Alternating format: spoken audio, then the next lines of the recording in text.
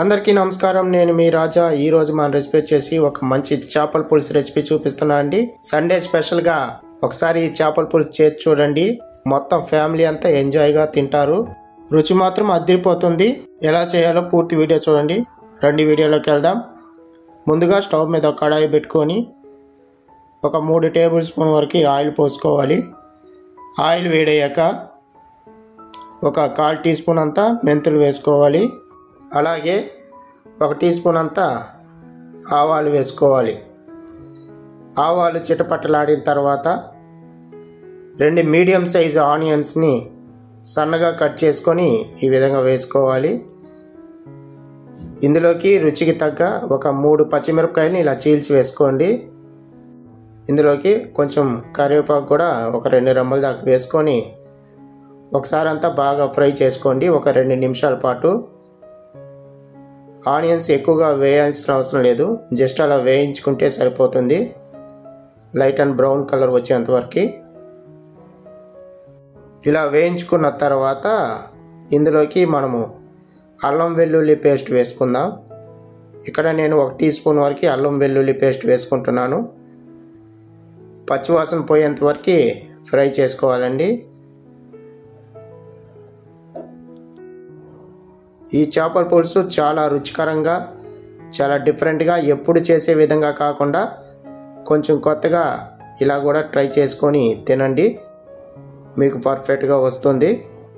ఇలా వేయించుకున్న తర్వాత 1/4 టీ స్పూన్ పసుపు, ఇక్కడ 2 టేబుల్ స్పూన్ దాకా ఇంట్లో చేసుకున్న కారం వేసుకుంటున్నానండి. మీకు ఇంట్లో కారం అవైలబుల్ లేదంటే నార్మల్ కారం కూడా వేసుకోవచ్చు. ఇందులోకి కాశ్మీర్ రెడ్ చిల్లీ పౌడర్ వచ్చేసి ఒక 1/2 టీ స్పూను, జీలకర్ర పొడి ఒక 1/4 టీ స్పూను, ధనియాల పొడి 1 టీ స్పూన్ వేసుకోవాలి. రుచికి తగ్గ 1 టీ స్పూన్ ఉప్పు వేసుకుంటున్నాను. మీరు రుచి చూసుకొని వేసుకోండి. ఇప్పుడు ఇదంతా బాగా ఫ్రై చేసుకోవాలి. జస్ట్ అలా ఒక 10 సెకండ్లు ఫ్రై చేసుకుంటే సరిపోతుంది. ఎవరైతే నా ఛానల్ కొత్తగా చూస్తుంటున్నారో సబ్స్క్రైబ్ చేసుకొని చూడండి. ఇలాంటి చాలా వీడియోలు నేను చేసి పెట్టాను. మరిన్ని వీడియోస్ నేను మీకోసం చేసి చూపిస్తాను. అవి కూడా ట్రై చేసుకొని తినండి, ఫ్యామిలీతో సంతోషంగా ఉండండి. ఇలా అంతా వేయించుకున్న తర్వాత 2 మీడియం సైజ్ టమాటాలను కూడా ఇలా వేసుకోవాలి. ఇవి కూడా మసాలాలో బాగా కలిసే విధంగా కలుపుకోవాలి. మీకు టమాటా ఎక్కువగా వద్దంటే ఒకటి కూడా మీరు వేసుకోవచ్చు.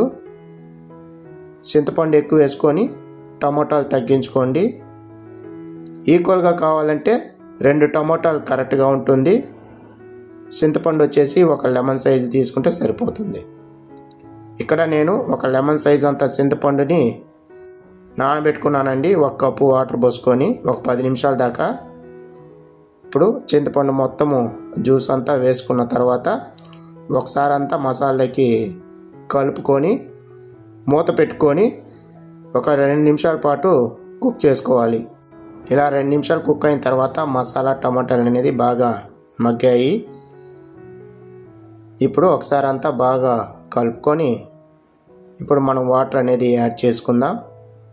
ఇక్కడ వాటర్ వచ్చేసి నేను 1 గ్లాస్ వరకు వాటర్ వేసుకుంటున్నాను. మీకు ఈ గ్రేవీకి ఎంత కావాలో అంత మీరు చూసుకొని వేసుకోండి. నేను ఇక్కడ 1 గ్లాస్ అయితే నాకు కరెక్ట్గా వస్తుంది. ఇప్పుడంతా ఒకసారి అంతా బాగా కలుపుకొని మూత పెట్టుకొని ఒక 5 నిమిషాల పాటు కుక్ చేసుకోవాలి. ఇలా ఒక 5 నిమిషాల పాటు కుక్ చేసుకున్న తర్వాత గ్రేవీ అనేది చూడండి మనకి ఎంత థిక్నెస్గా వచ్చిందో. ఈ విధంగా రావాలండి గ్రేవీ అంతా. ఇప్పుడు చింతపండు టమాటాలంతా మసాలా అంతా బాగా మగ్గి గ్రేవీ చూడండి ఈ కన్సిస్టెన్సీ వచ్చింది. ఇలా వస్తేనే కరెక్ట్గా ఉంటుంది. ఇప్పుడు ఇక్కడ నేను ఫిష్ అనేది యాడ్ చేస్తుంటున్నాను అండి. 1 కిలో వరకు నేను ఫిష్ తీసుకుంటున్నాను. ఇందులోకి ఏ ఫిష్ అయినా మీరు యాడ్ చేసుకోవచ్చు, మీకు ఇష్టం వచ్చింది. కానీ గ్రేవీకి మసాలా అనేది ఈ మసాలాని కరెక్ట్గా చూసుకొని వేసుకోండి. నేను ఇక్కడ ఏ ఫిష్ వాడానో కమెంట్లో చెప్పండి, చూద్దాం.